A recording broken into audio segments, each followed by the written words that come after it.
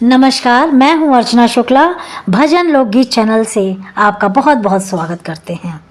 आज हम बात करेंगे हरिद्वार के एक ऐसे आश्रम की जहां फ्री सेवा उपलब्ध है और वहां जाकर बिल्कुल अपने घर जैसी फीलिंग आती है।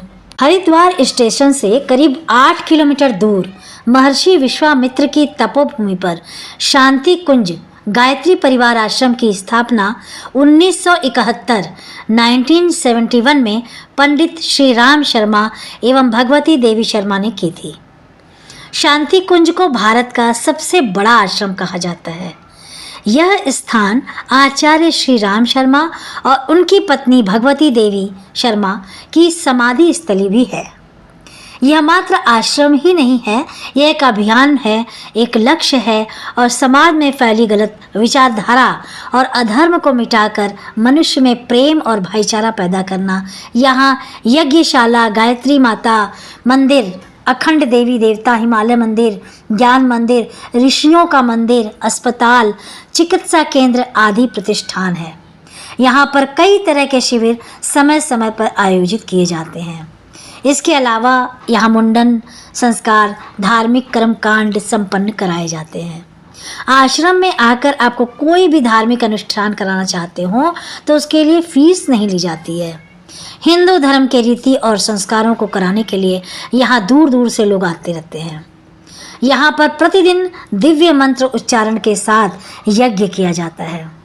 अगर आपको कोई शारीरिक या मानसिक बीमारी है तो शांति कुंज में वैज्ञानिक रूप से साबित किया है कि हर दिन यज्ञ करने से शरीर की सभी बीमारियां खत्म होती हैं। अगर आप सुबह 5 बजे शुरू होने वाले यज्ञ में हिस्सा लेते हैं तो आपको बहुत फ़ायदा मिलेगा, क्योंकि सुबह जो होता है 5 बजे से 5:30 बजे का यज्ञ पूरी विधि के साथ होता है, जबकि 5:30 बजे के बाद वाला यज्ञ अराउंड 10 मिनट ही चलता है। इसके अलावा यहाँ खाने पीने की बहुत अच्छी सुविधा है जो कि बिल्कुल निःशुल्क है। और माँ भगवती भोजनालय भारत का ये पहला हिंदू गुरुद्वारा है। यहाँ प्रतिदिन 5000 से 6000 लोग सुबह और शाम निःशुल्क भोजन करते हैं। भोजन में किसी के साथ भेदभाव नहीं होता। शांति कुंज के भोजनालय में आप सात्विक खाना यानी कि लहसुन और प्याज के बिना स्वादिष्ट खाना एंजॉय कर सकते हैं। यहाँ खाने में कम मसाले और नमक का प्रयोग किया जाता है। अगर आप अस्वाद भोजन करना पसंद करते हैं तो आपको यहाँ बिना नमक का भी खाना मिलता है। आपको चाहिए कि नमक नहीं खाना है, कम खाना है, तो बिना नमक का भी खाना मिल सकता है। भोजन में रोटी, दाल, सब्जी, कढ़ी, छाछ, चावल, खिचड़ी, दलिया जैसी कई चीज़ें अलग अलग दिन के हिसाब से होती हैं। अब मैं आपको यहाँ पर चलाए जाने वाले शिविर के बारे में बताती हूँ। आश्रम में बहुत तरह के शिविर चलाए जाते हैं जिनका आप हिस्सा बन सकते हैं। शिविर पूरी तरह से फ्री होता है, जिसमें रहना, खाना, सोना, पीना सब कुछ शामिल है। शिविर में आने वाले भाइयों बहनों को कम से कम 2 जोड़ी पीले वस्त्र, कुर्ता धोती एवं बहनों को पीली साड़ी अनिवार्य है।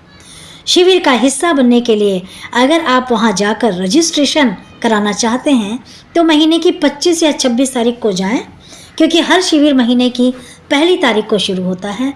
और शिविर में ऑनलाइन अप्लाई करने के लिए सारी contact details and website address इस वीडियो में आपको मिल जाएगी। जब मैं आपको कुछ शिविर के बारे में भी जानकारी देती हूँ ना, तो जिससे पहले 9 दिवसीय साधना सत्र या 9 दिन चलने वाला छोटा सा अनुष्ठान सत्र है। इस शिविर के अंदर प्रतिदिन 30 माला गायत्री मंत्र का जाप करना होता है और गायत्री मंत्र जप के अलावा बहुत सारे संगीत वाले कार्यक्रम होते हैं। आयुर्वेद के महत्व की जानकारी मिलती है। इन 9 दिनों में आप आध्यात्मिकता, स्वास्थ्य मंत्र, जप, शांति कुंज की दिव्यता, आध्यात्मिकता जैसी बहुत सी चीज़ें सीखने को मिल सकती हैं। शिविर का सारा टाइम टेबल, दिनचर्या आपको वहीं बता दिया जाएगा। ठीक है। दूसरा है युग शिल्पी, 1 मासी साधना सत्र युग। शिल्पी का मतलब, इस युग शिल्पी का मतलब दुनिया का निर्माण करने वाला व्यक्ति 1 मास या साधना सत्र से आपको योग ढप बजाना, मेडिटेशन, गायत्री मंत्र जप, समाज सेवा के कार्य, अनुशासन, मर्यादा, ब्रह्मचर्य का पालन जैसी बहुत सारी अच्छी चीज़ें सिखाई जाती हैं। यह शिविर महीने की 1 से 29 तारीख के बीच चलता है, ठीक है। और शिविर खत्म होने के बाद आपको सर्टिफिकेट भी दिया जाता है। युग शिल्पी से पहले आपको 9 दिवसीय शिविर करना अनिवार्य है। अगला है त्रैमासिक संगीत प्रशिक्षण सत्र। यह शिविर करने से पहले आपको युग शिल्पी शिविर करना अनिवार्य है। अगर आपकी रुचि संगीत में है तो इन 3 महीनों के शिविर में ज़रूर भाग लें।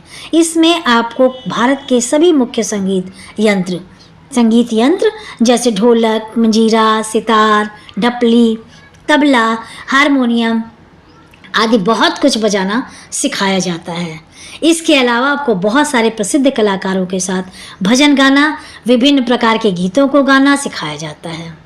और इसके अलावा यहाँ स्वावलंबन कोर्स भी कराए जाते हैं, जिसमें आपको 30 से ज़्यादा बिजनेस आइडिया मुफ्त में दिए जाते हैं, जिसमें लेडीज़ पर्स बनाना, कपड़े के बैग बनाना, सभी प्रकार के अचार मुरब्बे का बनाना, अगरबत्ती बनाने का बिजनेस, गाय के गोबर गोमूत्र से विभिन्न प्रकार के गो उत्पादक बनाने का बिजनेस, पूरी ट्रेनिंग गुरुजी के देव संस्कृति विद्यालय में दी जाएगी, ठीक है।